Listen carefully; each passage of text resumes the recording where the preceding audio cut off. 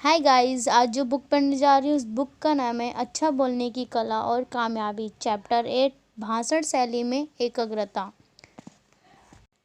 सिर के ऊपर आगे पीछे की ओर हाथ फेरें और साथ ही अपने सीने को थपथपाएं। तालमेल का सही अभ्यास होने तक यह क्रिया नामुमकिन नहीं तो बेहद उलझन भरी जरूर महसूस होगी। एक ही समय पर 2 या 3 काम करने की विधा सीखने के लिए दिमाग को विशेष अभ्यास की ज़रूरत होगी। अधिकतर मनोवैज्ञानिकों के मुताबिक दिमाग एक समय में 2 विचारों के विषय में नहीं सोच सकता। अक्सर हमें महसूस होता है कि हमने 2 विचारों के विषय में एक ही समय में सोचा है, लेकिन दरअसल ऐसे 2 विचारों के बीच बेहद समानता होती है। लिहाजा हमें लगता है कि ये एक ही समय में होने वाली क्रिया रही होगी।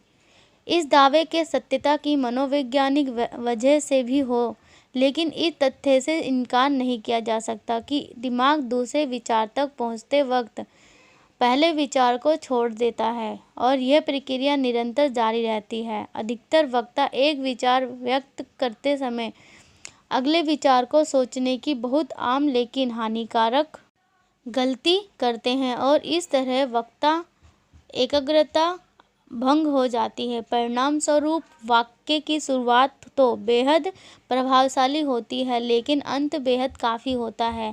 पहले से तैयार किए गए लिखित भाषण में ध्यान रखा जाता है कि वाक्य के अंत में ही बल देने योग्य शब्दों का प्रयोग किया जाएगा, लेकिन बल देने योग्य शब्द के लिए प्रभावशाली प्रस्तुति की भी आवश्यकता होती है। एकाग्रता के अभाव में ये प्रभाव फीका पड़ जाता है। लिहाजा मौजूदा वाक्य पर ध्यान केंद्रित करना आवश्यक होता है। याद रहे कि दर्शकों का दिमाग वक्ता के दिमाग का बहुत ध्यानपूर्वक अनुकरण करता है।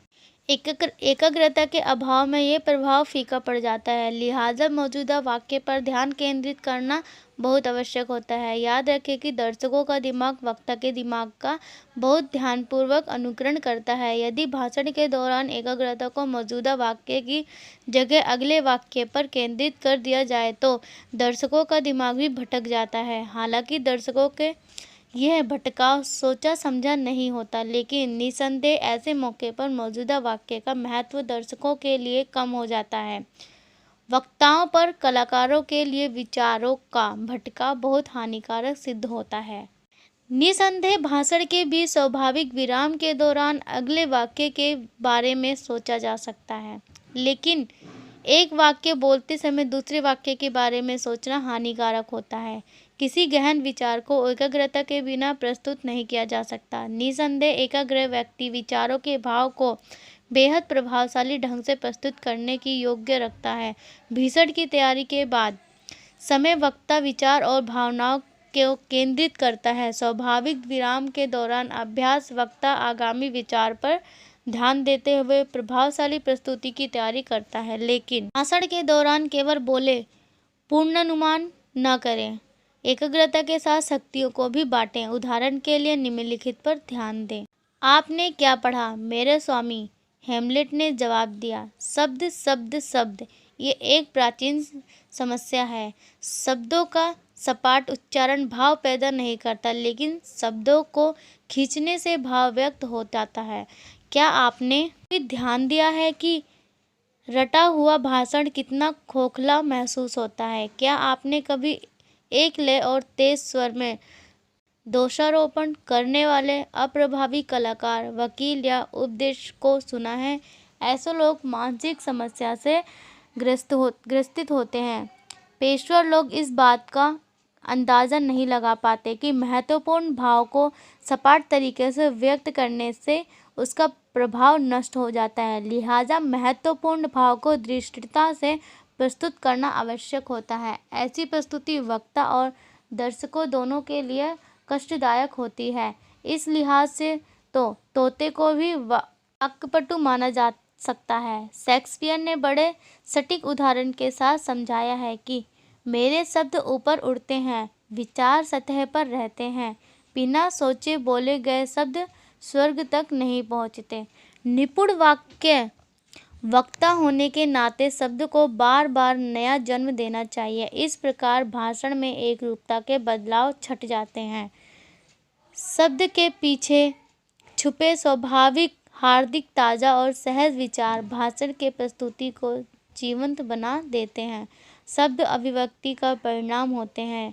कारण को प्रोत्साहित किए बिना परिणाम तक नहीं पहुंचाना चाहिए। क्या आप जानते हैं कि ध्यान कैसे केंद्रित किया जाता है? क्या आपने विभिन्न शब्दों के दार्शनिक अर्थों पर ध्यान दिया है? गौर करें कि किस प्रकार एक कांच का टुकड़ा सूर्य की किरणों से मिलने वाली ऊर्जा को केंद्रित करता है। कठोर सत्य है कि एकाग्र न हो सकने वाले व्यक्ति में या तो इच्छा शक्ति की कमी होती है या वह घबराहट की बीमारी से ग्रसित होता है या फिर उसे इच्छा शक्ति के महत्व की जानकारी नहीं होती। हर व्यक्ति में वातावरण की बाकी घटनाओं से ध्यान हटाकर खुद को एकाग्रित करने की शक्ति होती है। शरीर के किसी हिस्से में होने वाली पीड़ा पर ज़्यादा ध्यान केंद्रित करने से पीड़ा और बढ़ जाती है। टेनिस के खेल में प्रवाह पर ध्यान दीजिए, प्रदर्शन में खुद ब खुद निखार आ जाएगा। एकाग्रता का अर्थ है किसी एक चीज़ पर ध्यान केंद्रित करना और बाकी चीज़ों पर ध्यान हटाना। यदि आप ऐसा नहीं कर पा रहे हैं तो कुछ गड़बड़ है। इस कमी पर सबसे पहले ध्यान दें। कमी को सुधारने की भरपूर कोशिश करें। निश्चित रूप से समाधान निकल आएगा। आत्मशक्ति से संबंधित अध्याय को ध्यान दें पढ़ें। इच्छा और अभ्यास के द्वारा इच्छा शक्ति के विकसित करें और कीमत पर ध्यान लगाएं। निश्चित रूप से सफलता हासिल होगी।